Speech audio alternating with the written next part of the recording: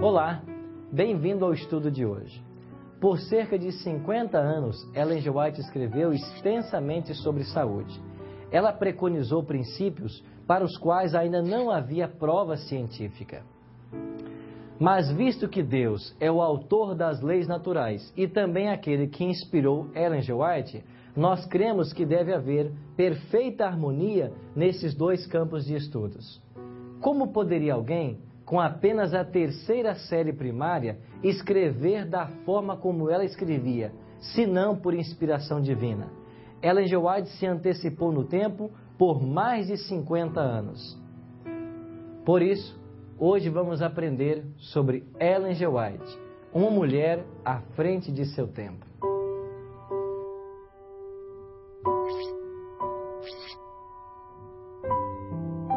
Uma das evidências de como Deus usou Ellen G. White como sua mensageira foi com relação às instituições da igreja em Battle Creek.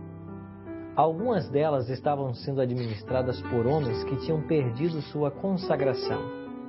Foi enviada uma advertência após a outra, recomendando que houvesse uma mudança nos métodos que estavam sendo adotados. Por ocasião da Assembleia da Associação Geral de 1901, soleníssimas advertências apareceram numa comunicação dirigida aos administradores da Review and Herald, as quais foram lidas perante a mesa administrativa em novembro de 1901. Ellen G. White escreveu: Sinto terror na alma quando vejo a que ponto chegou nossa casa publicadora. Tenho até medo de abrir a Review, temendo ver que Deus tenha purificado a editora pelo fogo. 13 meses depois disso, em 30 de dezembro de 1902, a casa publicadora foi destruída pelo fogo.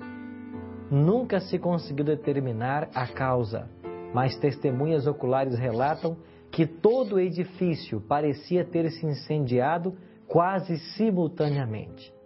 Ao ser informada dessa calamidade, Ellen G. White escreveu: Não me senti surpresa pelas notícias tristes, pois nas visões da noite vi um anjo em pé com a espada flamejante estendida sobre Battle Creek. Naquele ano, o mesmo havia ocorrido com o sanatório de Battle Creek, a maior e mais conhecida instituição adventista no mundo. Queimou-se até os alicerces, em 18 de fevereiro.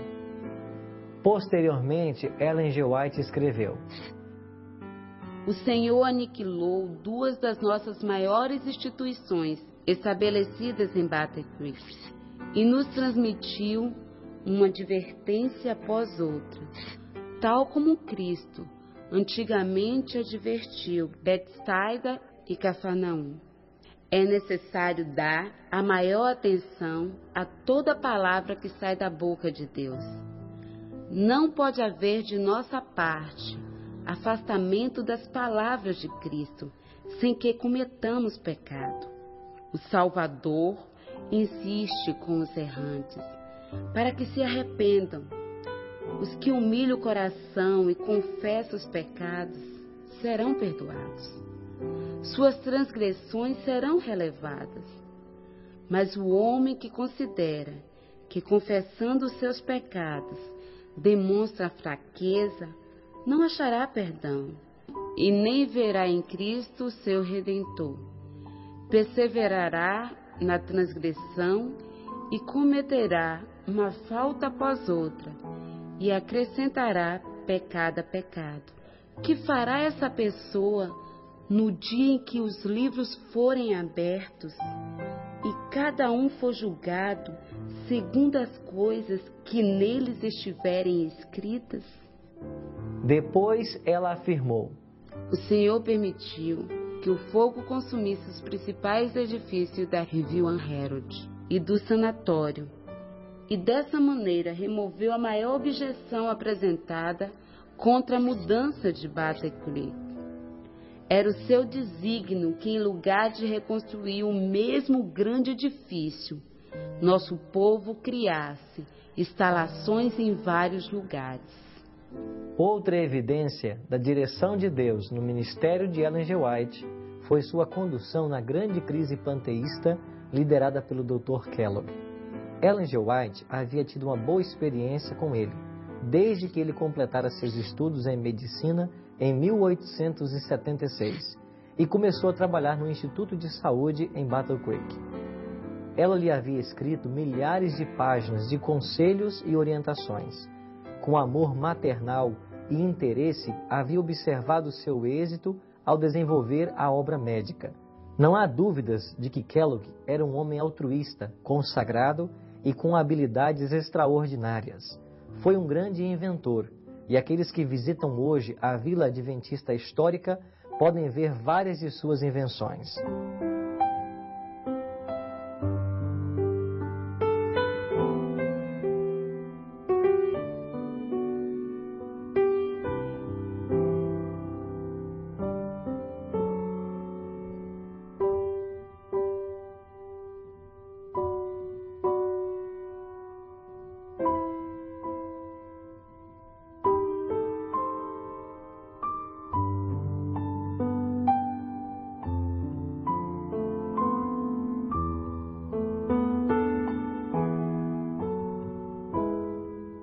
Principalmente através dele que o grande adversário, Satanás, introduziu nas fileiras do Adventismo o pensamento panteísta.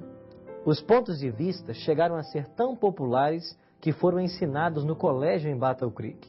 Em 18 de fevereiro de 1902, o sanatório de Battle Creek pegou fogo até as suas bases, e a denominação enfrentou a tarefa de reconstruí-lo. O Dr. Kellogg veio ao comitê e perguntou o que poderia fazer para ajudar na reconstrução. A. G. Daniels sugeriu que o Dr. Kellogg escrevesse um livro que falasse sobre a filosofia e cuidado dos adventistas com a saúde. Este poderia ser vendido por todo o país e o dinheiro empregado na reconstrução do sanatório. O Dr. Kellogg era um trabalhador incansável. Ditou um manuscrito tão rapidamente como pôde e enviou ao escritório da Review para que se preparasse os tipos. O livro iria se chamar O Templo Vivente. Se nomeou um comitê para avaliar o manuscrito. Este comitê, após o estudo, chegou à conclusão de que não havia nada na obra contrária à Bíblia e que poderia ser impresso. Mas um membro do comitê, o pastor Prescott, informou: este livro causará mais danos do que bem. Nunca deveria ser impresso. O comitê da Associação Geral aceitou o informe da minoria. O Dr. Kellogg ficou indignado. Intrepidamente, Kellogg entregou um pedido pessoal à Review para que imprimisse o livro. Aproximadamente um mês mais tarde, a Review pegou fogo e se queimaram todos os tipos que estavam prontos para rodar o livro. Tudo foi destruído pelo fogo. Logo depois, enviou um manuscrito a um impressor em Battle Creek, e este imprimiu 3.000 exemplares, e foram distribuídos entre os adventistas. No verão de 1903, um exemplar chegou às mãos de Ellen, mas ela não o leu. Isto era comum a ela. Quando um assunto estava em discussão, ela não lia para que não fosse influenciado por uma ou outra parte. Por insistência de seu filho, Willie, ela ouviu ele ler algumas partes que poderiam ajudá-la na compreensão do tema. No dia 7 de outubro de 1903, começou o Concílio Outonal da Associação Geral em Washington. Poucos dias depois, chegou o Dr. Kellogg. Ainda que esse assunto não fizesse parte da agenda normal, se pôs de lado a agenda e usaram um dia para discutir o assunto do livro e do panteísmo. Houve discussão todo dia. Havia muita confusão. E quando chegou às 9 horas da noite, o pastor Daniels encerrou a sessão para descanso, mas não se atreveu a colocar o assunto em votação, de modo que todos começaram a ir para os seus alojamentos. O Dr. Paulson, que apoiava fortemente o Dr. Kellogg, dirigiu-se ao pastor Daniels, sacudindo o dedo em sua direção e declarou: